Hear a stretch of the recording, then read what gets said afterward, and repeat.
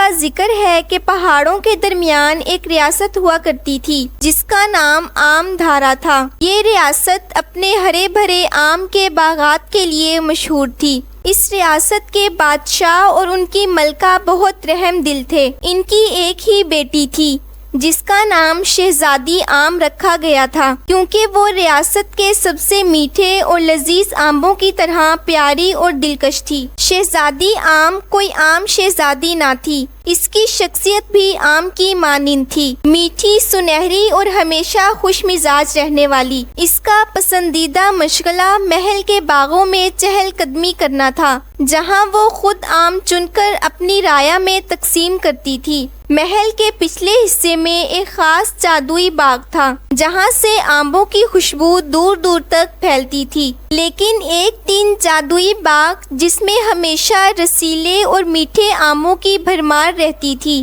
اچانک سوکھنے لگے۔ درختوں نے پھل دینا چھوڑ دیا اور ان کے پتے مرجھانے لگے، جیسے کسی جادو نے پورے باغ کو اپنی لپیٹ میں لے لیا ہو۔ یہ دیکھ کر نہ صرف رایا بلکہ شہزادی آم بھی بہت پریشان ہو گئی کہ جو لوگ اس باغ کے آموں پر اپنی روزی روٹی کا انحصار کرتے ہیں، ان کا کیا ہوگا؟ شہزادی باغ کے مالیوں سے ملی، لیکن ہر کوئی یہ سمجھنے میں ناکام رہا کہ آخر یہ درخت سوکھ کیوں رہے ہیں۔ ایک رات جب سب سو رہے تھے، شہزادی آم باغ میں چلی گئیں۔ وہاں ایک عجیب خاموشی تھی۔ شہزادی نے پیچھے مڑ کر دیکھا، وہاں ایک بوڑھی عورت کھڑی تھی جس کے بال سفید اور آنکھیں چمکدار تھی۔ بوڑھی عورت نے شہزادی سے کہا، اس باغ پر کسی نے جادو کیا ہے۔ شہزادی حیران ہو گئی اور پوچھا، کیا آپ جانتی ہیں کہ یہ کس نے کیا ہے؟ بوڑھی عورت نے کہا،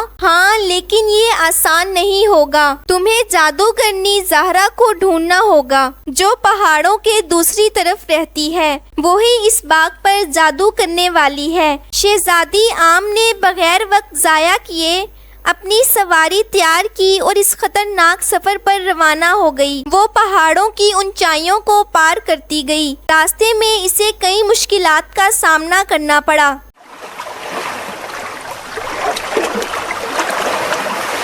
آخر کار وہ ایک جنگل میں پہنچی جہاں زہرا کا قلعہ تھا۔ شہزادی نے ہمت کے ساتھ دروازہ کھٹکھٹایا اور جب زہرا باہر آئی تو مسکرانے لگی، تو تم اپنے باغ کو بچانے آئی ہو۔ زہرا نے خاموشی سے شہزادی کو دیکھا، تمہاری بہادری کی قدر کرتی ہوں۔ اگر تم 3 مشکل سوالوں کے صحیح جواب دے دو تو میں تمہارے باغ کا جادو توڑ دوں گی۔ بتاؤ وہ کیا چیز ہے جو ہر روز بڑھتی ہے لیکن کبھی بوڑھی نہیں ہوتی؟ شہزادی نے غور کیا اور پھر جواب دیا، علم۔ زہرا نے دوسرا سوال پوچھا، وہ کیا ہے جو روشنی میں مر جاتی ہے؟ شہزادی نے فوراً کہا، اندھیرا۔ زہرا نے کہا، اب آخری سوال ہے، بتاؤ وہ کون سی چیز ہے جو دینے سے کم نہیں ہوتی؟ شہزادی نے مسکرا کر جواب دیا، محبت۔ زہرا حیران ہو گئی، تم نے تمام سوالات کے صحیح جواب دیے ہیں، میں تمہارے باغ کا جادو توڑنے کا وعدہ کرتی ہوں۔ شہزادی آم خوشی خوشی واپس اپنے باغ پہنچی اور دیکھا کہ درخت دوبارہ سرسبز ہو چکے ہیں اور آموں کی خوشبو ہر طرف پھیل رہی ہے۔ ریاست کے لوگ بھی بہت خوش ہوئے اور شہزادی کی بہادری کو داد دی۔ یوں شہزادی آم نے اپنی عقل اور ہمت سے اپنے جادوئی باغ کو بچا لیا۔ گیگل اسٹوری